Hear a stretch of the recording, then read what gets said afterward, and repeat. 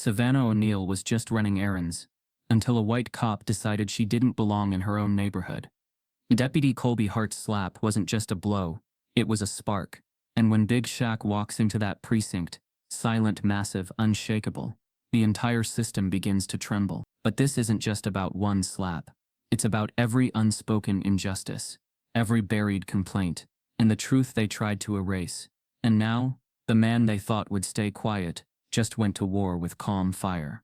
The system cracked the wrong woman and woke the wrong man. The truth is coming, and power can't unsee it. This is not just a story. This is the reckoning they never saw coming. Before we deep dive into this interesting story, subscribe to our channel and tell us where are you watching from. Share in the comments below. It was one of those Saturdays where the sun hit just right, light spilling through the trees like something sacred. Sycamore Street was hushed except for the gentle hum of sprinklers ticking across perfectly manicured lawns. Neighbors sipped coffee on porches, nodded lazily to passing joggers, and waved half-heartedly to familiar cars. Savannah O'Neal eased her silver Range Rover out of the driveway, her hands loose on the wheel, her playlist humming something soulful and slow through the speakers. The kind of day where nothing bad was supposed to happen. But something felt off. She noticed it first at the four-way stop near Harper's Corner Cafe. A couple on a tandem bike passed, smiling at the driver behind her, but not at her. A man walking his golden retriever looked directly at Savannah's windshield and offered a tight smirk, then quickly crossed to the other side of the street. It wasn't overt. It never was around here. This was the kind of place where racism came dressed in khakis and tucked in golf shirts, where the quiet coldness in a white smile could sting worse than a shout. Savannah was used to it, tired of being used to it. She brushed it off, turned up the music, and focused on the grocery list she'd been mentally rewriting all morning. Almond milk, strawberries, that hair conditioner her daughter swore by. Shaq was across town for a community event, some charity basketball scrimmage he never missed. She had the day to herself, and she was determined to make it peaceful. Clean house, maybe light a candle or two, and finally finish that book on her nightstand. But the day had other plans. As she merged onto Maple Drive, less than 2 miles from the farmer's market, the flashing lights appeared behind her like lightning cracking the calm. Blue and red in her rear view, close and insistent. Savannah's stomach dropped. She wasn't speeding. She knew that. She signaled and pulled to the curb, putting the car in park, hands on the wheel. The cop car pulled up aggressively close behind her. Her fingers tightened. One breath, then another. The officer approached slowly. White male, buzz cut, sunglasses reflecting the entire sky. His nameplate read Hart. She rolled the window down halfway and forced a calm, even tone. "Good morning, officer. Is something wrong?" Hart didn't answer right away. He looked her up and down, then scanned the back seat as if expecting trouble to manifest. "License and registration." He snapped. Savannah's pulse quickened. Still, she moved with measured grace. "May I ask what I was pulled over for?" Hart shifted his stance. Did I stutter? There it was. The bite beneath the badge. Savannah retrieved her license, then leaned toward the glove box for the registration. Hart's voice whipped out like a lash. "Keep your hands where I can see them." Her hand froze midair. "I'm just grabbing my registration. It's right here. I don't care what you're grabbing. I gave you a direct order." The neighborhood was watching now. Curtains shifted. A car rolled past slowly. Savannah felt the heat crawling up her neck, not from shame, but from something deeper. Humiliation. She handed over her documents wordlessly. Hart stared at them longer than necessary. "What brings you to this neighborhood?" Savannah blinked. "I live here." He laughed without humor. "Right, of course you do." Then, as if remembering his script, he added, "There was a call about a suspicious vehicle." "You're saying someone called the police on me?" "I'm saying I decide what looks suspicious," he said. Then something in him twisted like a switch flipped. "Step out of the vehicle." She hesitated. "Officer, I don't understand." "I said step out." The command was a spike in the stillness. The doors of nearby homes were quietly opening now. A couple walking their dog across the street stopped cold. Savannah opened her door and stepped out slowly, her posture proud, refusing to shrink. She was wearing soft blue jeans, a white blouse, and flats. Nothing threatening, nothing loud, and yet Hart moved toward her like she'd pulled a weapon. "What exactly is going on here?" she asked again, a little more force in her voice this time. Hart's face flushed. He didn't like her tone. He didn't like her presence. Maybe he didn't like the audacity of a black woman in a luxury vehicle on his street. And then, with no warning, no words, just that pent-up poison that had been coiled since the moment he saw her, he slapped her. The sound cracked like a firecracker. A woman gasped across the street. Savannah stumbled, catching herself against the hood of the car. Her hand flew to her cheek in disbelief. Hart didn't apologize, didn't explain, just stood there, chest heaving, jaw tight, like he was waiting for a reason to do it again. He said nothing, and then, almost casually, he turned and walked back to his cruiser. Savannah stood frozen, heart pounding in her throat. Her eyes welled up, not just from the sting, but from the soul-deep outrage of it. The officer didn't arrest her, didn't cite her, didn't say another word, just got back in his vehicle and drove off, as if none of it had happened. But it had, and Sycamore Street would never be the same. She didn't remember getting back in the car, didn't remember pulling into her driveway. She sat there for a while, engine running, the silence inside her Range Rover louder than any scream. Her phone buzzed beside her, texts from friends, notifications, a missed call from Shaq. She didn't answer any of them. Across the neighborhood, the air felt heavier. The whispers had already started. Some would say it was a misunderstanding. Others would claim they didn't see enough to be sure. A few would say nothing at all. But one thing was certain. The slap hadn't landed on just her cheek. It had landed on the soul of a community built on quiet denial. And somewhere down the block, someone had filmed the whole thing. A teenage boy, barely 17, had been filming from his bedroom window. The angle was shaky, the zoom not perfect, but it was enough. The footage captured Savannah's voice, calm and composed. It captured the cop's fury. It captured the slap.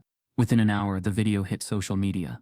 Within 3 hours, it had spread across the city. And before sundown, the name Savannah O'Neal was trending nationwide. But Savannah didn't know any of that yet. She was still sitting in her driveway, hands in her lap, eyes staring straight ahead, her mind struggling to process how a casual grocery run had turned into something unthinkable. Not because she hadn't felt the undercurrent of this town before, but because she had believed, perhaps foolishly, that her family's legacy, her husband's presence, her own grace and dignity, had carved out a space of safety. She realized now, there is no safety from what you refuse to see. Inside the house, the front door opened. Her oldest son, Tobias, called out, "Mom, you back?" She didn't answer. The only thing louder than his voice was the silence screaming from her soul. Out on Sycamore Street, the sky remained cloudless. The sun kept shining, as if the world hadn't just shifted, as if something sacred hadn't just been shattered in broad daylight. But for Savannah O'Neal, the day had drawn a line in the sand, and something deep within her knew nothing would ever be the same again. By nightfall, the town that prided itself on its friendly charm and tight-knit community values was trying to bury the truth under a mountain of spin. The police department issued a vague statement. An internal review is underway. The individual in question did not comply with initial lawful commands. Just like that, Savannah became a suspect. They called it resistance. They called it non-compliance, but they didn't call it what it was. Assault, and not a single official offered her name. But the people knew. They always do. Inside coffee shops, conversation dipped the moment her name was mentioned. At the local school board meeting, the principal skipped over her name on the PTA list like it had become too sharp to say. There was a split in the town, subtle but seismic. Some folks muttered that the whole thing was blown out of proportion. He was just doing his job. If she'd just cooperated. Others sat in quiet horror, unsure of what to say, afraid to speak too loudly. Savannah remained indoors. She hadn't left the house since it happened. Her cheek no longer burned, but something deeper did. Something cold and permanent that seemed to settle into her bones. Her phone was a mix of sympathy texts from old friends and spineless platitudes from neighbors she barely trusted. "We're so sorry you had to go through that. Let us know if you need anything." But none of them were standing on her porch. None had shown up with anything but guilt disguised as concern. The most devastating silence, though, came from one voice. Shucks. He hadn't called, hadn't texted, and it wasn't because he didn't care. It was because he didn't know. Across town, Big Shaq was on a half-lit basketball court, under a buzzing school gym light, running drills with a group of underserved kids. It was something he did every month. No cameras, no press, just sweat, sneakers, and second chances. He was smiling, laughing, clapping big hands on young shoulders. To those kids, Shaq wasn't a celebrity. He was hope made real, a man who showed up and stayed. His phone sat face down on the bleachers. The calls had started coming in hours ago. Missed ones. Texts stacking up. But Shaq had a rule when he was with the kids. Full attention, no distractions. He didn't believe in halfway presence, so he kept coaching, unaware that the world outside was shaking. It wasn't until the gym emptied and the last boy left with a wave that he picked up his phone. The first thing he saw was Savannah's name. A voicemail. Her voice was soft, shaky. The words came in fragments. "I'm okay. I think I'm okay. Something happened. I need you to come home." He listened to it 3 times. Then came the messages, flooded in like a breached dam. A clip, a tweet, a news link.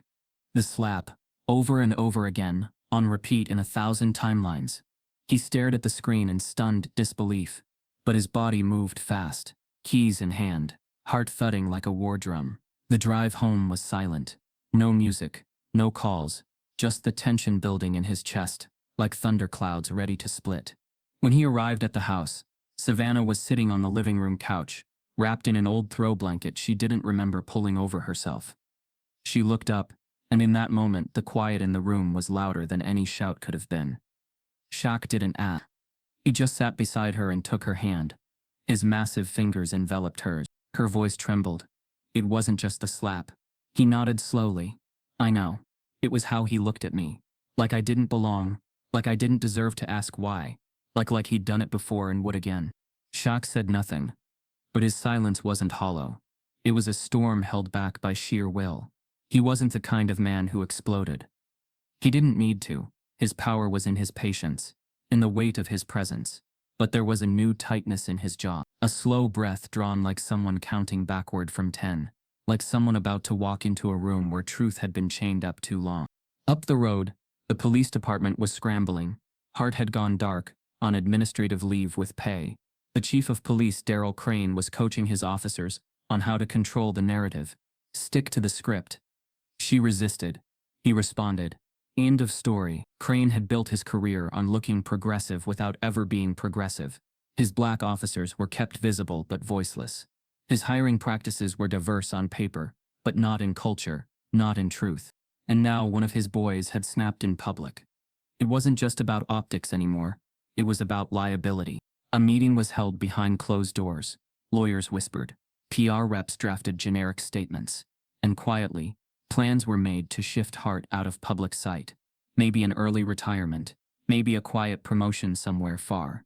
But not a single word was said about Savannah, not a single apology drafted. They were handling this like a nuisance, not a crime. Meanwhile, on the other side of town, something unexpected began to grow.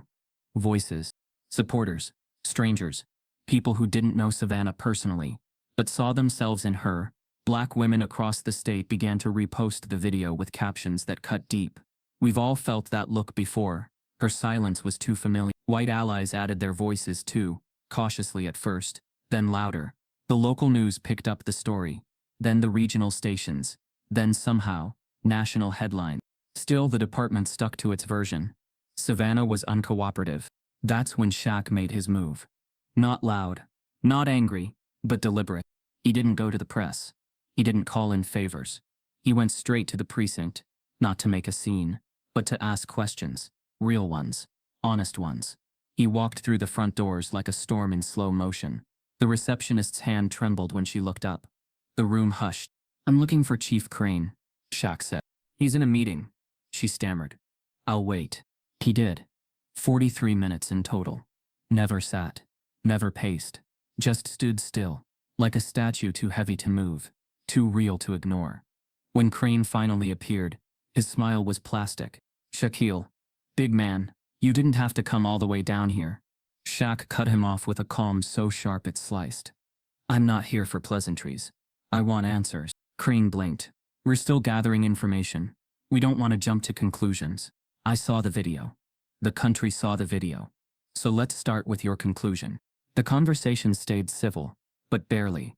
Crane tried to talk around the issue, said words like complex situation, protocol, due process.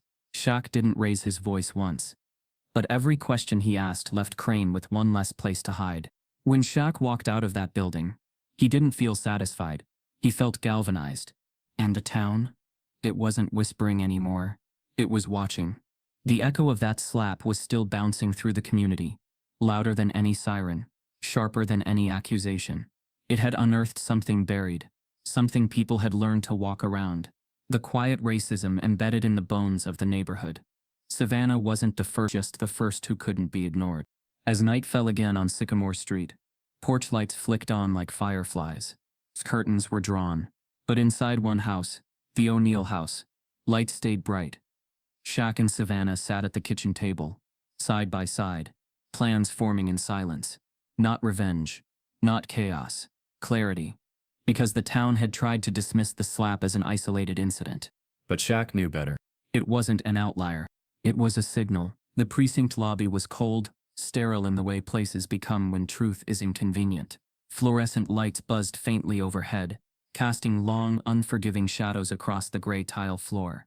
The morning air outside was warm, but in here, it felt like winter had settled beneath the walls. Officers moved like chess pieces, measured and cautious, murmuring just low enough to stay unnoticed.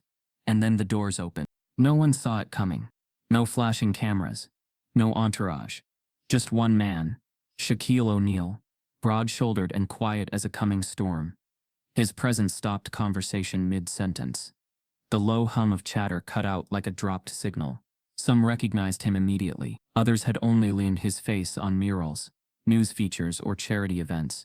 But no one expected him here. He didn't wear a suit or anything flashy. Just dark jeans, a fitted black shirt, and that familiar steel-eyed calm. He didn't walk fast, didn't puff his chest, or let his name speak before him. He didn't have to. The floor seemed to shift beneath each step, like the building was recalibrating around his gravity.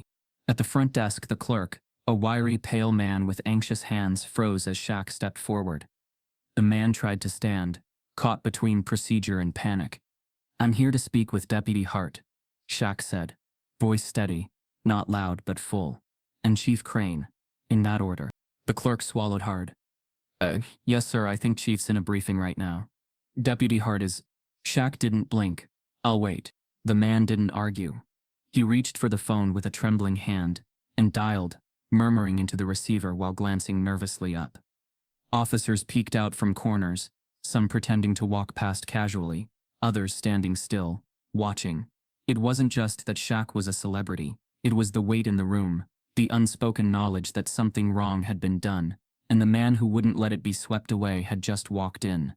Upstairs, in a windowless break room, Deputy Colby Hart sat hunched over a cup of coffee that had long gone cold.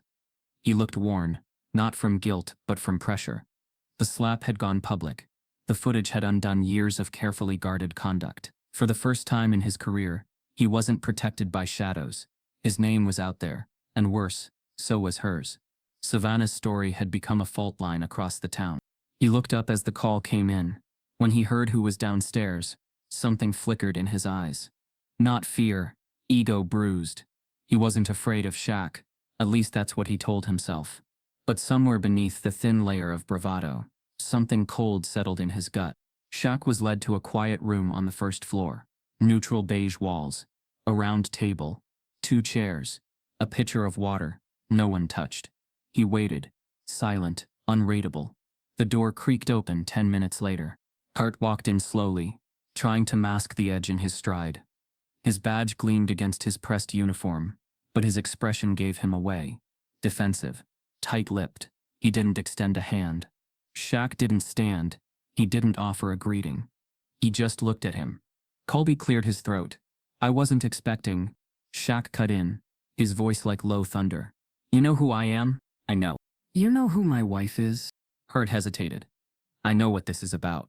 Shaq leaned forward slightly, his hands folded on the table, elbows planted, eyes unwavering. "Then I'll ask you once, and only once. Why did you lay your hand on her?" Hart bristled. "She didn't comply. She was..." "No," Shaq said, his tone cold steel. "She asked you a question." Calmly. "You gave her no reason. You barked orders. Then you struck her. That's what happened. And I want to hear you say it." Colby's nostrils flared. I followed protocol. Is that what you tell yourself at night? That a black woman asking why you pulled her over was a threat to your life? You're twisting it. No, Shaq said, his voice sharp now, slicing the room. I'm clarifying it. A long silence fell between them. Hart shifted in his chair, suddenly too warm in his own skin. The room had no windows, but it felt like 1,000 eyes were watching him. Maybe they were. Shaq leaned back slightly, his gaze still locked. You hit her because you could, because she didn't shrink. You expected submission, and when she didn't give it, you punished her. Hart tried to laugh, short, defensive. You weren't there. You don't know. I know my wife. I know her tone, her poise. I know she did nothing to deserve what you did. He paused, letting it hang. And I know this isn't the first time you've done it. Colby stiffened. That name, Delaney Frisk, flashed in his mind for just a second. A store clerk, a past complaint, dismissed like a smudge on a uniform. Hart's jaw tightened, but his words faltered. Shaq stood now. Tall, steady, calm. This isn't a threat. I'm not here for revenge. I'm here because you're going to be held accountable. By the system, or by the truth. But either way, you don't get to walk away from this one. The door opened. Chief Crane entered, face composed but flushed with tension. Shaquille, I was just told you were here. I apologize. I was in a meeting. Shaq turned slowly to face him. Your department has lied.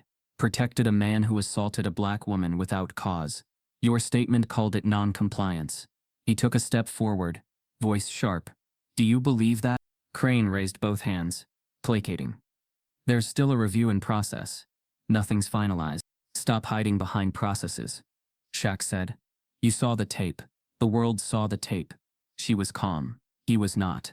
The facts are already in. Crane hesitated, then dropped the diplomatic mask just slightly. What exactly do you want, Shaq? I want the truth acknowledged, he said, voice clear. I want a real investigation. I want every complaint tied to Hart reopened. I want Savannah's name cleared publicly. And I want every officer in this building to know. Silence makes you complicit. Crane exhaled slowly. You're asking me to indict one of my own. That's a heavy ask. No, Shaq replied. I'm asking you to act like you have a spine. A charged pause filled the room. Shaq didn't move. Neither did Crane. Behind him, Hart's expression had changed. No longer confident. Now cornered. He wasn't used to being exposed like this. He wasn't used to a man who couldn't be intimidated. After a long beat, Crane gave a shallow nod. We'll review the additional footage, interview all parties again. I'll open the floor to civilian oversight for this one. Shaq nodded once. It was something. Not everything, but something. And the way the chief avoided his eyes on the way out said more than his words ever could. As Shaq left the precinct, officers shifted out of his way, not out of fear, but out of something deeper. Respect. Perhaps. Or guilt. Or both. He didn't speak to them. Didn't need to. He stepped into the sunlight like a man who hadn't won anything, but had refused to lose. And that was enough for now. Because when Big Shaq walked in, he didn't raise his voice. He didn't slam his fist. He didn't demand vengeance. He demanded truth. And for the first time in a long time, the system had no place to hide from it. She shook her head lightly. You don't want to know. Yes, he said. I do. A beat passed. Then Savannah inhaled slowly, like pulling something out from under years of silence. It wasn't the first time, she said. I was 17. Just started driving. My dad gave me the keys to his Oldsmobile. Told me to run to the store. I was wearing my track hoodie. Hair in a bun. I remember the cop pulled me over right in front of the Piggly Wiggly. Said I fit the description. Didn't even say of what. Made me sit on the curb for 30 minutes while people passed by, looking at me like I was some thief. Shaq's jaw tensed, but he said nothing. She continued. And then again in college. Walking back from class, officer said someone had broken into a campus lab. Said I looked suspicious. I was holding a textbook in a Starbucks cup. She gave a brittle laugh. Guess that looked dangerous. She paused, voice thinning. And there was the bank manager in '07. Remember that? Shaq nodded slowly. The one who said you needed additional verification even though your name was on the account. He looked me in the eye like I'd stolen it. He remembered that day well. He'd been on a road trip with the Lakers. She had called, voice trembling with frustration. asking him to talk to the bank over the phone so she could get access to her own money. I keep thinking, she said, her gaze distant, about all the little things I let slide, the way the woman at the dog park clutches her purse when I walk past, the way the clerk at the pharmacy triple checks my ID, the way someone always seems to think I'm in the wrong line. Or that I'm staff, always staff. Her voice wasn't bitter. It was worn, like someone who had walked barefoot over glass for years and stopped expecting the bleeding to stop. Shaq reached over, took her hand, held it like a vow. They call it policy, he said quietly. We know better. Outside, the world moved forward, unaware or unwilling to acknowledge what it asked people like Savannah to carry. But inside, the room felt like it was standing on a fault line, and cracks were starting to show. Meanwhile, across town, Deputy Colby Hart was being quietly celebrated. Not publicly, not on social media, or on the front pages, but in closed rooms, behind doors with polished seals and locked drawers. Inside the Police Brotherhood Council, an internal union with no public face but immense political pull, Hart was seen not as a threat to the department's integrity, but as a man who handled himself. At a backroom gathering of officers, low-lit, guarded Hart was slapped on the back by older men with steely eyes. Tough break, one said. City's gone soft, another muttered. Don't let 'em crucify you for doing the job. And beneath all of it, an unspoken truth hummed. They believed him, because he was one of them, because protecting him meant protecting the idea of law, even if it meant crushing the truth. The union sent out an internal memo. Support Officer Hart, don't fold under pressure. We stand by our own. Shaq got a copy forwarded to him anonymously. He read it in silence. The words didn't surprise him. What shook him was how quickly the system had begun to double down. The blue wall wasn't just a metaphor. It was a living, breathing machine. It wasn't about protecting justice. It was about control. And Savannah? She was collateral. The truth didn't matter. What mattered was perception. Later that evening, Shaq received a call from a journalist at a respected outlet, someone he'd spoken to once during a charity campaign. She wasn't aggressive, more curious than anything. Do you think Deputy Hart was racially motivated? She asked. Shaq leaned against the kitchen counter, staring out the window as dusk fell. You're asking the wrong question, he said. What's the right one? Why does it take a video for people to believe us? The reporter paused. Shaq continued. It's not about Hart. It's about a culture that allows Hart to exist, to thrive, to be promoted and protected, while my wife's character is questioned in headlines. She didn't press further. She knew she had the quote she needed. After the call, Shaq sat at the dining table, a pile of printouts spread before him. Old news clippings, legal filings, officer complaint records that were redacted, but still told a story between the blacked-out lines. He had started pulling every public record he could find on Hart, and a pattern was forming. Civilian complaints filed, then unsubstantiated. Use of force reports marked within protocol. But one stood out. A woman named Delaney Frisk had filed a complaint 2 years ago, claiming Hart had aggressively detained her for asking why he was inside her family's convenience store, with his hand on his taser. She was never charged. The footage was lost in a system transfer. Shaq underlined her name, twice. This wasn't about one slap. This was about how policy had become a shield for prejudice, and how Payne's, Savannah's, Delaney's, and countless others had been folded into silence. But Shaq wasn't here to play by those rules. He picked up his phone, dialed Raymond Doyle, a civil rights attorney he trusted with his life, a man who didn't blink at giants, didn't fold under pressure. Raymond answered, voice crisp. I heard. I was waiting for your call. We need to move, Shaq said, quietly, but wide. I've already started digging, and I'll keep the spotlight where it belongs. Good, Raymond replied, because if the system's gonna call it policy, we're gonna show them the people it crushes. After the call, Shaq walked back to Savannah, who sat curled up in the corner of their couch, wrapped in the same throw she'd used the day of the slap. He kneeled in front of her, not as a man broken, but as a man rising. I'm going to fight this, he said. She looked at him, tired but proud. I know, and I don't want to fight it for revenge, or for headlines. I want to fight it because our daughter needs to know the world can change, that we can change it. Savannah reached out, touched his cheek. Then let's do it together. And for the first time in days, a fragile peace passed between them. Not because the pain had vanished, but because it finally had direction. Delaney Frisk hadn't meant to get involved.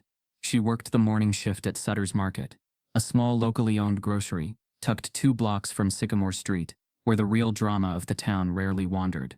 Her job was simple: ring up overpriced produce, restock shelves, and wave at familiar faces. But that Saturday morning she'd stepped outside for a smoke break and saw something she couldn't unsee. She didn't know Savannah O'Neal personally. She knew of her mostly from whispers around town. Married to Big Shaq. Always quiet, polite. She dressed nice, spoke carefully, and didn't seem like trouble. Which is why what Delaney saw that day froze her blood. A police officer, red-faced, hand raised, striking Savannah across the face like she was nothing, and then walking away like it was normal. Delaney hadn't even realized she was recording. She'd been holding her phone in her left hand while texting her sister. The moment unfolded right in front of her. Clear, undeniable. Her thumb slid instinctively to video, and the phone caught the entire interaction from the initial verbal tension to the slap itself. Later that night, when the official police report came out claiming Savannah had become agitated and refused lawful commands, Delaney stared at the screen and felt bile rise in her throat. The report was a lie, and she had proof. She didn't know what to do with it. At first, she was white, middle class, invisible in most situations, which usually worked to her benefit. But this didn't feel like a moment she could ignore. Her finger hovered over the upload button more than once. She almost posted the video online herself. But then she thought about her job, her family, the neighbors she'd known her whole life, how quickly the town might turn on her. So instead, she reached out quietly. She sent a DM to Savannah's public social media page, attaching a single sentence: "I saw everything. I have footage. Let me help." The message sat unread for hours, until eventually it didn't. The next morning, Shaq stood in the back of his garage, phone in one hand, staring at the message. Savannah stood beside him, her face tight with cautious hope. They didn't reply right away. First, they verified. They had Raymond Doyle, their attorney, reach out from an untraceable number. Delaney responded in minutes. She wasn't bluffing. She offered to meet, but only in person, and only in a place with no camera. They picked Rosewood Diner, a dusty old joint on the edge of town, open 24 hours, always half empty. Delaney showed up early, hair in a hoodie, hands trembling as she clutched her phone. When Raymond arrived, alone, as promised, he slid into the booth and spoke softly. "You still have the footage?" Delaney nodded. "I saved it to my phone. My personal cloud. I emailed it to myself too. 3 times. I don't trust anything anymore. Can I see it?" She handed over her phone, her heart pounding like she was committing treason. Raymond watched the video carefully. His face didn't move, didn't blink. But when it ended, he slid the phone back slowly and said, "This changes everything." Delaney looked down. "I don't want to be famous. I just want the truth out." "You're doing the right thing," Raymond assured. "But right and safe are rarely the same thing." That same night, Raymond transferred the file to a secure hard drive and backed it up on 3 separate encrypted servers. His plan was to review it with Shaq the next morning, build a press strategy, and formally enter it into the court record. But before dawn broke, something strange happened. The file vanished. Not from his drive, but from Delaney's phone, her personal cloud, her email. Every version she had saved had been wiped clean. She called Raymond in a panic, voice barely holding together. "They're gone. All of them. I swear I didn't delete them. I double-checked everything." Raymond tried to calm her, but Delaney's words were a whirlwind. "And it gets weirder. I came home from my shift tonight, and my apartment door was cracked open. Nothing was taken. Nothing looked broken. But I swear, someone had been inside." Raymond stiffened. "Did you call the police?" A bitter laugh. "I'm supposed to report this to them?" She was right. Raymond called Shaq immediately, waking him up at 4:27 a.m. Shaq answered on the second ring, wide awake, already sensing something had gone wrong. "Delaney's been compromised," Raymond said. "But I've got the footage. Safe." Shaq was silent for a long second. "How did they know to find her?" Raymond exhaled. "Someone's watching. Maybe inside the department. Maybe the union. But the reach is deeper than we thought." That morning, Shaq drove to Raymond's office, unannounced, unguarded. Savannah came too, bundled in a hoodie, her eyes shielded by sunglasses, her spirit unbroken but fragile. They sat in a small conference room, blinds drawn, light spilling through like streaks of truth. Raymond played the footage on a screen. Savannah watched herself again. The moment, the slap, the stunned expression. The rawness of it nearly made her leave the room. But Shaq didn't look away. When it ended, Raymond said, "We release this now. We light the whole town on fire. The department will scramble. The union will call it altered. They'll try to discredit Delaney, say it's doctored, question her motives, but it will force them into the open." Shaq leaned back in the chair. "Then we let it burn." But as they began preparing to release the video, something else shifted. Delaney Frisk disappeared. She didn't show up to work. Her apartment was empty, her phone disconnected, her car still parked out front. No signs of struggle, no missing persons report. The landlord hadn't seen her in 2 days. Friends assumed she'd left town. Only Shaq and Raymond knew the truth. Delaney had vanished, not by choice, but by design. That night, Raymond received an anonymous email. "Your witness is unstable. She fabricated the video. You release it, she'll be discredited and destroyed. Drop it while you still can." There was no name, no traceable IP, but the message was clear. Someone was pulling strings, and they weren't bluffing. The footage was a threat to more than just Deputy Hart. It was a crack in the blue wall, and cracks turn into collapses. Shaq stared at the message, fists clenched. "They know she can bury them." "They know you can," Raymond corrected. Meanwhile, Hart remained on paid leave, living quietly outside the spotlight. But inside his circle, the fear had started. Whispers among officers, union reps requesting emergency meetings. A few even wondering aloud if Hart had become too much of a liability. Back at the O'Neal house, Savannah sat at her daughter's bedside, brushing a curl from her forehead as she slept. The child had started asking questions about the video, about the reporters calling their home, about why her mom didn't smile the same anymore. Savannah had no answers, only a tight grip on the truth, and the haunting thought that the world didn't change because it was broken. It stayed broken because people benefited from the cracks. In a quiet moment, Shaq came in and stood behind her, resting a hand on her shoulder. "We'll find Delaney," he said. Savannah didn't reply at first. Then, "They can't erase all of us." "No," Shaq agreed, "but they'll try." And so the stakes shifted again, not just about justice for one moment, but about how far a system would go to bury the truth. A witness gone, a video hunted, and behind it all, a silence growing louder, more dangerous than anything they'd faced so far. Because it wasn't just about what had happened anymore. It was about who was making it disappear. "Maybe you should be," Kellen said, a little too quickly, then caught himself. He shifted, voice lowering. "What I'm saying is, there's a path here, one that doesn't burn the whole house down. Quiet disciplinary review, Hart reassigned. Savannah gets a formal apology. A quiet settlement. We let the air out of this balloon before it bursts." Shaq sat still for a moment, then let out a slow, dry laugh. "You really just said let the air out. Like we're talking about a party favor. My wife was assaulted, and you want to sweep it into paperwork." "It's not about sweeping. It's about balance," Kellen said quickly. "The city's bigger than one officer. We have to think long term." Shaq leaned in. "Tell me something. If it had been your wife he slapped, would we be having this conversation?" Kellen didn't answer. Shaq continued, his voice calm but heavy. "I don't want a check. I don't want silence. I want Hart investigated, publicly, and I want accountability from the department that protected him." Kellen exhaled sharply, pinching the bridge of his nose. "You're not making this easy, Shaq." Shaq stood slowly. "It's not supposed to be." Kellen stood too, but softer now. "Just think about what you're setting in motion. This town's not ready for a war. Then it shouldn't have started one," Shaq said, then turned and walked out without waiting for a goodbye. Back downstairs, he passed through the lobby like a shadow. Heads turned, phones buzzed. The whispers were already starting. But Shaq wasn't interested in whispers. He was interested in cracks, and City Hall had just shown one. That night, while Savannah put their daughter to bed, Shaq sat with Raymond in the study, papers spread across the desk like a battlefield map. Raymond's brow was furrowed, jaw tense. "They're moving Hart," he said. Shaq looked up. "Where?" "Promotion. Internal Affairs Liaison. Technically a step up, but they're doing it quietly, like they're rewarding him for keeping quiet." Shaq shook his head slowly. "They're hiding him." Raymond nodded. "It's damage control. Move him before things explode. And with Delaney missing, they think their risk is dropping." Shaq stared at the report in front of him. Hart's reassignment memo, leaked from a whistleblower within the department.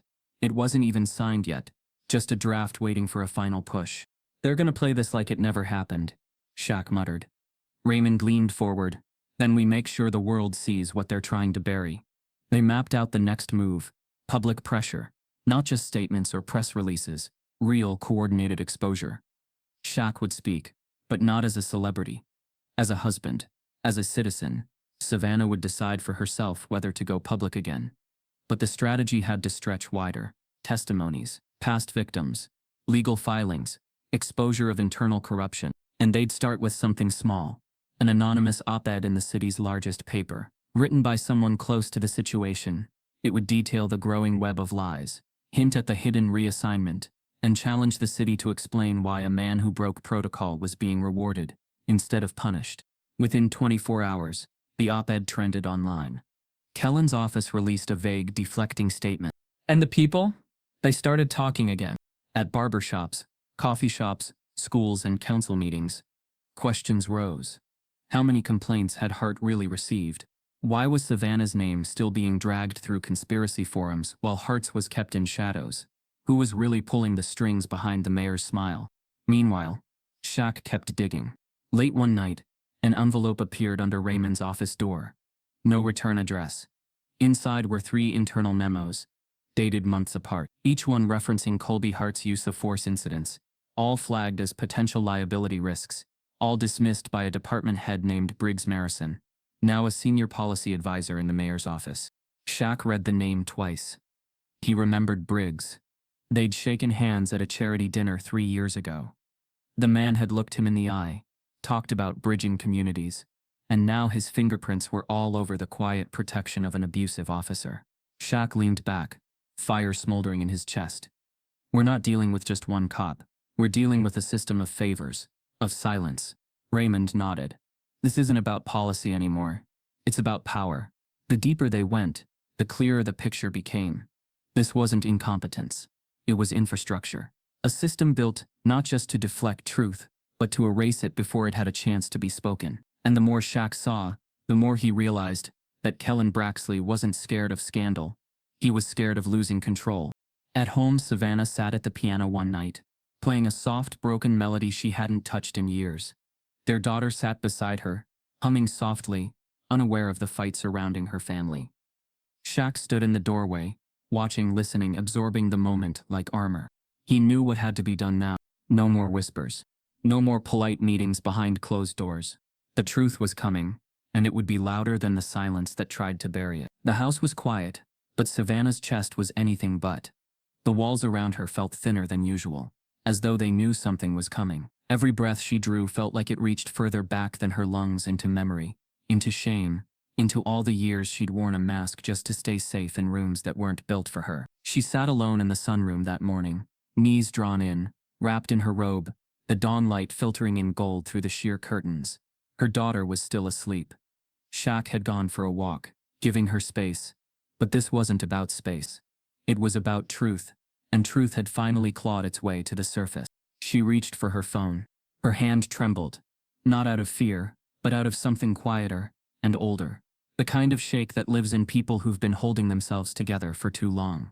She opened her camera app, switched to front-facing mode, and stared at herself. Her hair was tied up, no makeup. Her face carried the weight of sleepless nights and quiet storms.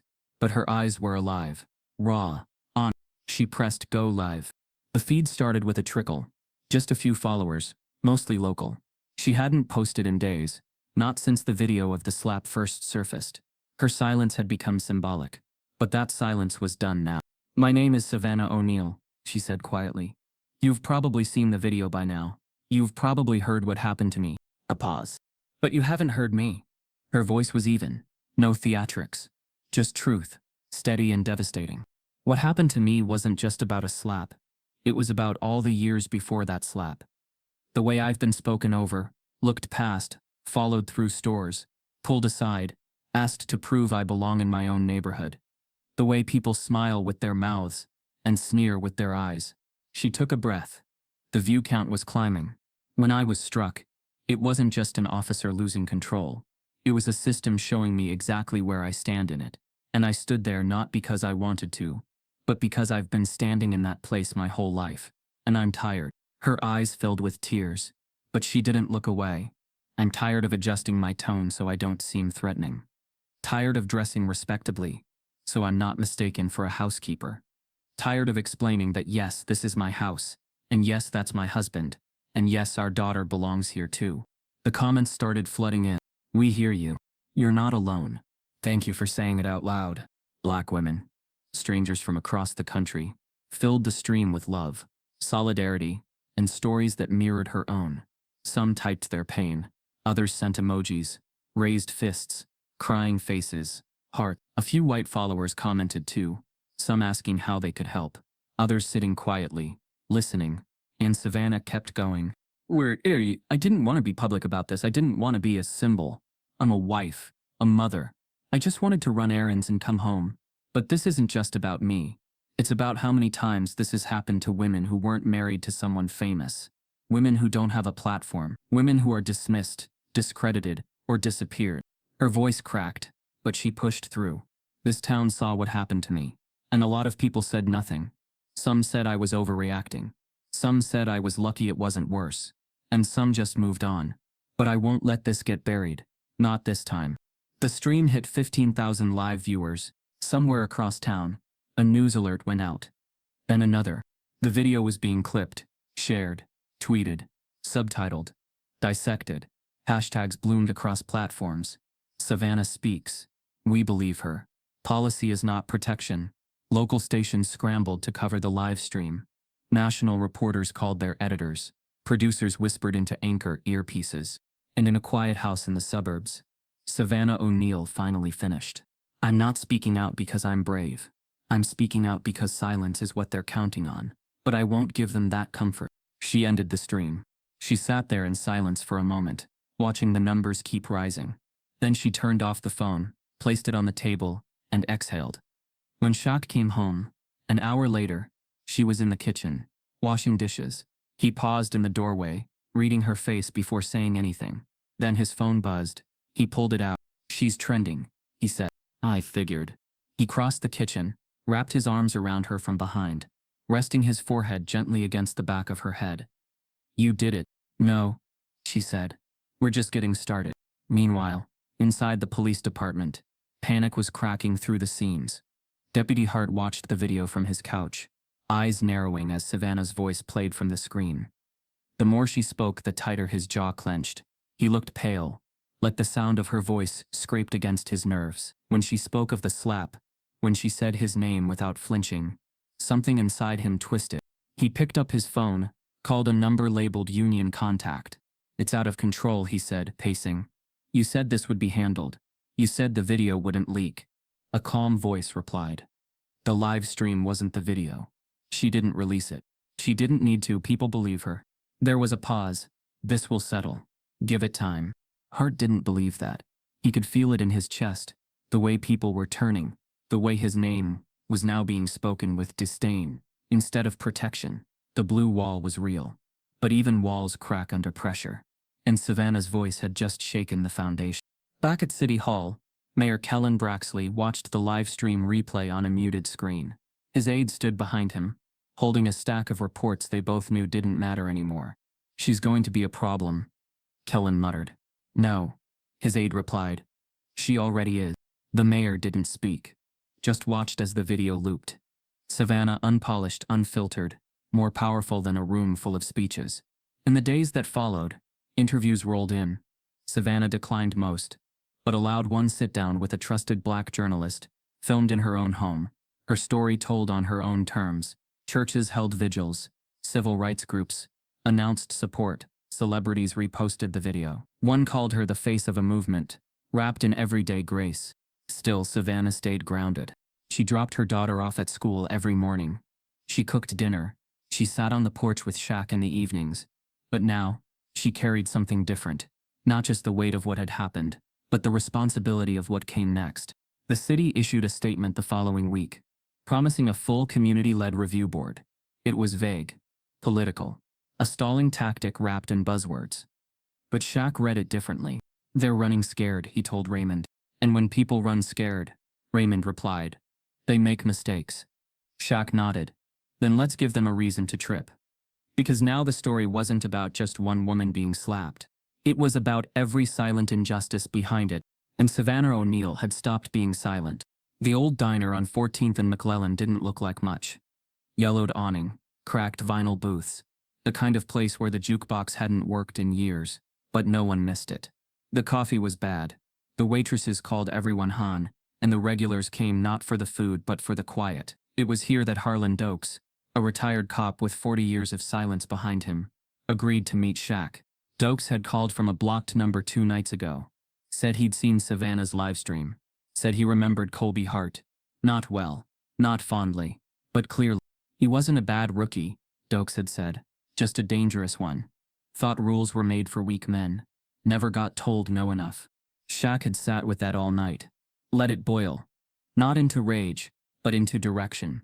He met Dokes at the booth in the back where the blinds were drawn, and the coffee refilled without being asked. The old man looked smaller than Shaq remembered. Less badge, more bone. His hands were steady, his eyes clearer than expected. What made you call me? Shaq asked. Dokes sipped his coffee. No cream, no sugar. I watched that woman of yours speak. She said a truth I've been carrying around like a secret cancer. Figured if I'm ever gonna spit it out, better be now. From his coat pocket, Dokes pulled a thin folder, worn, smudged at the corners. He slid it across the table without ceremony. I made a copy before I retired, never turned it in. I was warned off it back then, figured I'd hold on to it, just in case. Shaq opened it slowly. Inside, printed on faded department letterhead, was a collection of internal review forms, complaints filed against Deputy Colby Hart. 6 in total, names redacted in the official system, but not on these copies. Every complainant was black or Hispanic. The notes were damning, racially charged language used during stop. Aggressive detainment with no probable cause. Detainee denied request for legal counsel. All marked, unsubstantiated, closed. No action. Dokes pointed at the top of one form. That one? That was a 17-year-old kid, pulled from his car because Hart thought the music was too loud. Kid ended up cuffed for verbal interference. No charges, but he was marked. Who signed off on these? Shaq asked.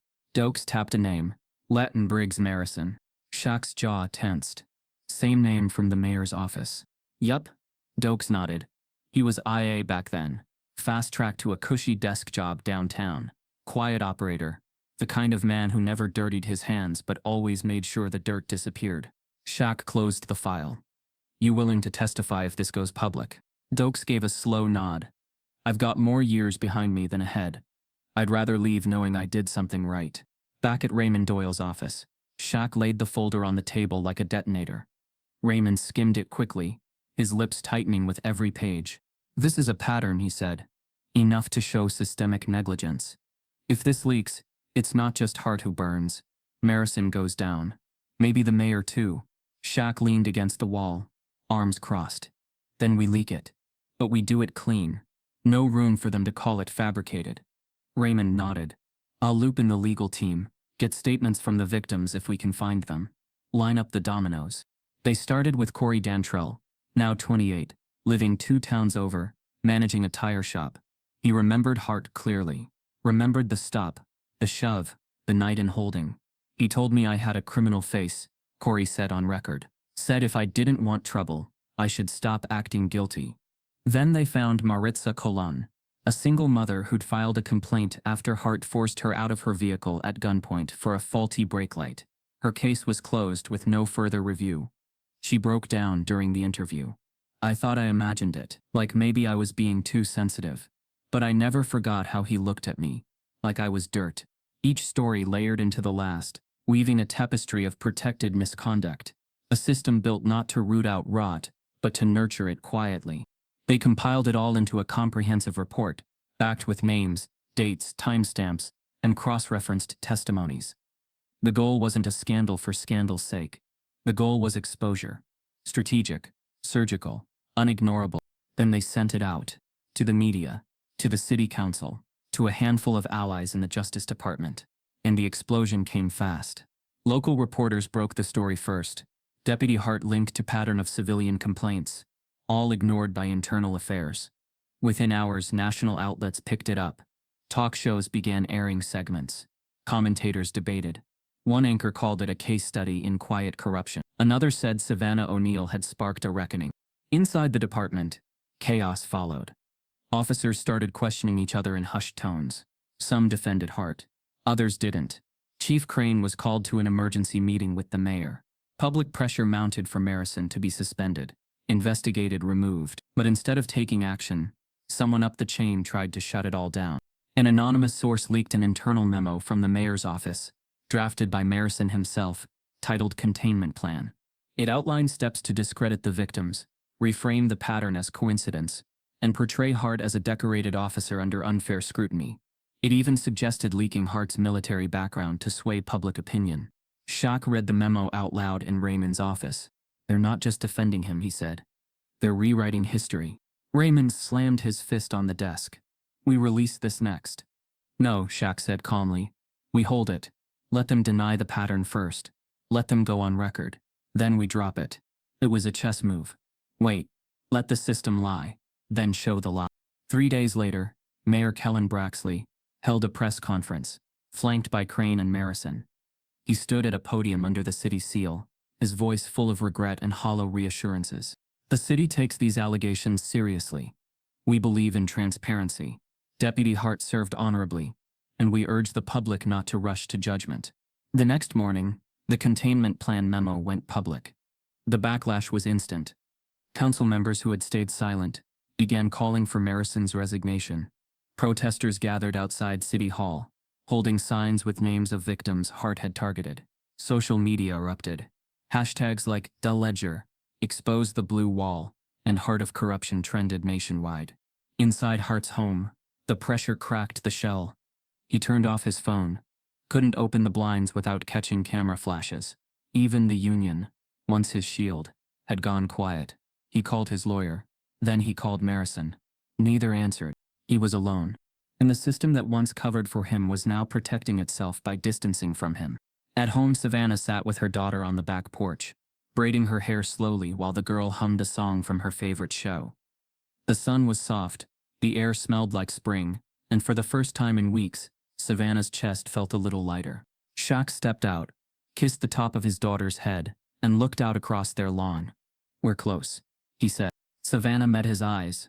"You feel it?" Shaq nodded. "They're scrambling now, and scared men make mistakes." She smiled. "Then let's keep them scared." In the distance, sirens wailed, not in urgency, but in routine. But this time, they didn't sound like power. They sounded like warning. Because the ledger was open. The names were real. And the reckoning had just begun. The knock came just after sundown. Not loud, not rushed, measured. Shaq opened the front door to find a tall man in a custom gray suit, hair parted with clinical precision, smile practiced like a speech he'd given too many times. He didn't introduce himself. He didn't need to. People like him were less about identity and more about function.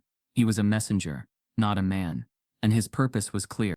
"Mr. O'Neal," the man said, stepping just inside the doorway without waiting for an invitation.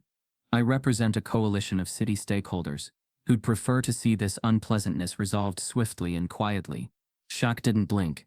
"You here to apologize?" The man smiled, thin and disingenuous. "I'm here to offer an opportunity."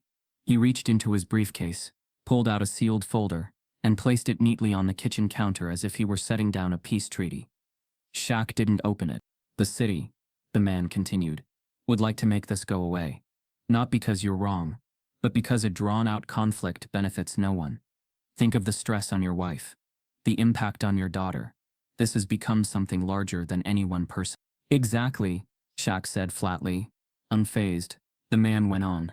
"Inside that folder is a generous financial offer, 7 figures, tax-protected, a formal written apology from the department, and private mediation, supervised by a third-party legal team. We also have commitments from certain parties to support future community initiatives in your name. Scholarships, youth centers, partnerships." Shaq stared. "In exchange," the man said, "you withdraw all legal action. No lawsuit. No further public statements. We move forward." Shaq let the silence stretch between them, watched the man start to sweat beneath the collar of his $1,000 suit. Then he picked up the folder, flipped it open. He didn't even read past the first paragraph. "You think I'm for sale?" he asked. "It's not a sale," the man replied. "It's a settlement. It's how these things are handled when everyone wants to avoid further harm." Shaq's voice dropped, low and deliberate. "You came to my house. You talked about my daughter. You tried to frame silence as mercy. You don't care about harm. You care about headlines." He slid the folder back across the counter. "We're done here." The man hesitated, then nodded tightly, collected the folder, and left without another word. His footsteps echoed against the walkway, like a warning too late. An hour later, Shaq was in Raymond's office, pacing. "They're trying to buy us off," Shaq said, fists clenched at his sides. "They think money and PR fixes this." Raymond leaned forward. "Then it's time to make it official. No more meetings. No more conversations. You ready?" Shaq didn't answer. He simply pulled a folded document from his jacket and handed it over. A federal civil rights lawsuit, drawn up, reviewed, and signed. Raymond looked it over, nodding slowly. "We file this in the morning. In person. Publicly." Across town, news of the pending suit reached City Hall before dawn. Mayor Kellen Braxley read the draft through bleary eyes. The words "pattern of abuse," "suppression of evidence," "obstruction of accountability" leaping off the page like accusations carved in stone. His phone lit up with calls, legal advisors, union liaisons, media consultants. The pressure that had been mounting for weeks finally crested. He wasn't worried about the court. He was worried about what discovery would uncover. Emails, memos, the containment plan. The internal communications redacted but not erased. All of it could be subpoenaed. All of it could go public. And when it did, Kellen Braxley would no longer be the man who failed to stop a bad cop. He'd be the man who protected one. The city cracked that morning. The lawsuit hit the press by noon. Shaq and Savannah walked side by side into the courthouse, hand in hand, reporters lining the steps, flashes popping like fireworks. No words, no speech, just presence. It was louder than any soundbite. It said, "We're not afraid." By evening, national coverage had fully turned. The lawsuit gave way to the movement. Legal scholars debated its strength. Civil rights attorneys called it one of the most meticulously documented police accountability cases in years. Black voices across the country, activists, writers, pastors, mothers, amplified Savannah's name. And then the twist. Delaney Frisk resurfaced. Not in person, but in a phone call. She reached out to Raymond from a payphone outside a laundromat in a neighboring county. Her voice was hoarse, paranoid, but alive. "They found me," she said. "I left my apartment the night the footage disappeared. Someone broke in again. I've been staying with my cousin. I didn't know who to trust." "You did the right thing calling me," Raymond said. "We've got you. I still have the original footage, the real one. Not just the one I sent. I made a backup." Her voice cracked. "I want to testify." Shaq sat in Raymond's office when the call came through, listening to every word through the speaker. "I want them to know they didn't scare me off. I want them to hear me." Raymond looked at Shaq. "This puts us in a new league. A direct witness. With evidence. Get her here safe," Shaq said. By the next morning, Delaney was under protective care, staying at a secure location coordinated through civil rights advocacy groups. Her testimony was recorded, notarized, and preserved. Her footage, clean, untouched, damning, was handed over to the court. It captured the entire encounter. Savannah's calm voice, Hart's escalating tone, the slap, the aftermath. The angle was different, better. There was no question left, no room for interpretation. Raymond sent it to the city's legal team along with a 2-word note, "More coming." The silence that followed from the city was telling. For 2 days, there were no statements, no public comments, just unease. Inside City Hall, Kellen Braxley held a closed-door meeting with department heads, advisors, and legal counsel. Some urged him to settle. Others pushed for aggressive counter-narratives. But one voice, a longtime deputy city attorney, said what no one else had the nerve to. "We can't contain this anymore. We have to come clean." That night, Braxley drafted a statement. Not the typical non-apology or vague promise of review, but a full admission of institutional failure. It stopped short of naming Hart or Marison directly, but it acknowledged the system, the silence, the complicity. The statement dropped at midnight. And the city woke up to a headline it never expected to see: Mayor admits systemic lapses in handling of police misconduct. But for Shaq, that wasn't the finish line. It was just the admission ticket. In a quiet moment, he sat on the back porch with Savannah, watching the stars blink awake. The lawsuit had been filed. The city was reeling. Delaney was safe. The story was no longer theirs alone. It belonged to thousands. But in that moment, none of it felt like victory. "Do you think it's enough?" Savannah asked. Shaq shook his head. "Not yet, but it's real. And it's loud. And now they know we're not going away." She leaned her head against his shoulder. They tried to buy silence. He looked out across the yard, voice low. "But we gave them truth instead. And somewhere out there, behind locked doors and burning inboxes, the people who'd tried to bury this knew they'd failed. The story was alive. The witnesses were speaking. The truth had found its way through the cracks. And no one, not even power itself, could stop it now." The man, mid-50s, face pale with the burden of truth, stood. "We have, Your Honor." The court clerk took the envelope, opened it, read silently. The words that followed would ripple far beyond this room. "In the matter of O'Neal versus City of Braxton and Deputy Colby Hart, we the jury find in favor of the plaintiff. A breath held by a city, by a nation released." Shaq didn't move. Savannah didn't smile. They just sat, eyes forward, not shocked, not triumphant, just still. The foreman continued. "We find the defendants liable for violation of civil rights under color of law, suppression of evidence and systemic failure of oversight. Damages awarded to the plaintiff total $2 million in compensatory restitution, with a formal directive issued to initiate federal investigation into the Braxton Police Department's misconduct record." Gasps. Applause from the back, quickly silenced by a gavel. But the verdict had landed. It wasn't just about money. It was a declaration, a public record, a legal scar etched into the skin of a system that had been allowed to heal too easily for too long. After court adjourned, reporters swarmed the steps. Raymond took the mic. "This is a victory for every silenced voice, every buried complaint, every woman who was told to stop making things racial. Today proves that accountability doesn't stop at the badge. It reaches into the boardrooms, the offices, the meetings behind closed doors." Shaq and Savannah didn't speak to the press. They walked quietly to their car. No limo, no black SUV, just Shaq's old Chevy Suburban, the same one he'd driven to youth camps, charity events, and Sunday groceries. They didn't wave, they didn't because it wasn't about them. At home, their daughter waited in the living room, watching the news unfold live. When Savannah walked in, she rushed to her, hugging her waist. Shaq watched them, a long breath leaving his chest like a release of everything he'd carried since that voicemail. He walked to the couch, sat, and finally let himself lean back. Savannah joined him. No cameras, no speeches, just them. He took her hand. That was the victory. Not the headlines. Not the damages. Not the politics.